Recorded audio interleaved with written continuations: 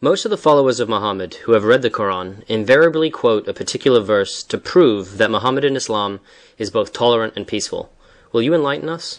As we repeatedly point out of necessity, that the Muhammadan Muslim agenda by those who wield authority and power is invariably threefold. 1. To deceive the people who are ignorant of the Quran into believing that it is a divine revelation, and hence must be peace-loving, merciful, and compassionate, which of course it is not. 2. To mislead those who have doubts about their own faith and might want to convert to Muhammadan Islam. 3.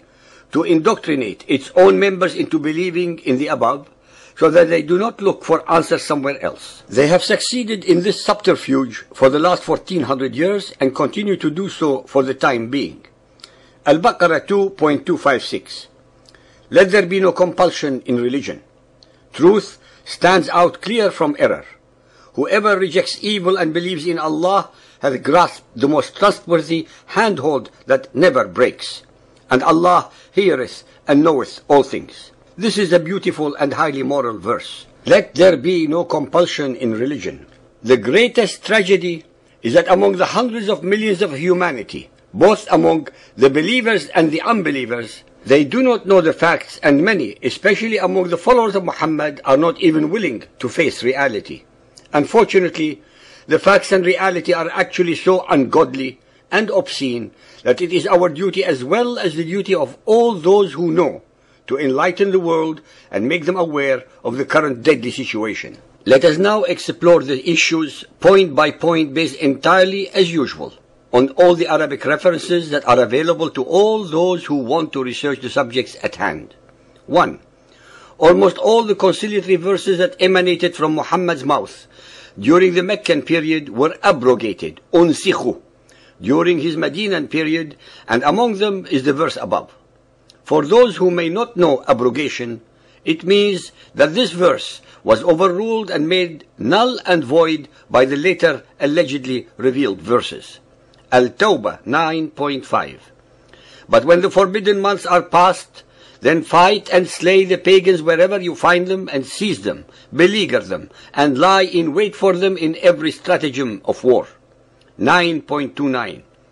Fight those who believe not in Allah, nor the last day, nor hold that forbidden which has been forbidden by Allah and His Apostle, nor acknowledge the religion of truth, Islam, even if they are of the people of the book, Jews and Christians, until they pay the jizya, the poll tax, with willing submission and feel themselves humiliated.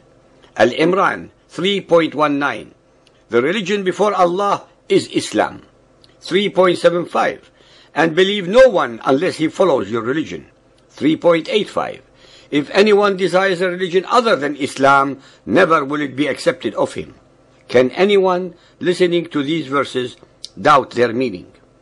Where in these verses can one find tolerance and no compulsion? Except, of course, the believing followers of Muhammad. Item 2. Muhammadan Islam is such a peace-loving, tolerant, and wise belief system that it sanctions the slaughtering of any and all those who change their mind and try to opt out of it.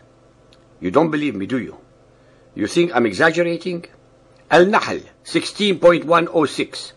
Anyone who, after accepting faith in Allah, utters unbelief, except under compulsion, his heart remaining firm in faith, but such as open their breast to unbelief, on them is wrath from Allah, and theirs will be a dreadful penalty. According to the Muhammadan exegetes, this verse clearly sanctions the killing or slaughtering of any who willingly and freely apostatizes. Sahih al-Bukhari 9.17, narrated by Abdullah. Allah Apostle said, "The blood of a Muslim who confesses that none has the right to be worshipped but Allah, and that I am his apostle, cannot be shed except in 3 cases. In qisas for murder, a married person who commits illegal sexual intercourse, and the one who reverts from Islam, apostate, and leaves the Muslims." Sahih Bukhari Hadith 9.57, narrated by Ikrimah. Some Zanadiqa, atheists, were brought to Ali and he burned them. The news of this event reached Ibn Abbas, who said, If I had been in his place, I would not have burned them, as Allah's Apostle forbade it, saying, do not punish anybody with Allah's punishment by fire. I would have killed them according to the statement of Allah's Apostle. Whoever changed his Islamic religion, then kill him.